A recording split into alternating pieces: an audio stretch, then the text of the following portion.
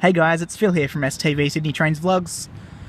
Remember a few months ago when I made a vlog about V27 being renumbered V51, and I also said that 4 retired VSET carriages were getting reactivated to become the new V27? Well, those 4 retired carriages now have the New South Wales Trainlink livery, and they have been put together and they're currently in test. So yeah, I'm going to film the new V27 at a couple of locations, so yeah, sit back and enjoy.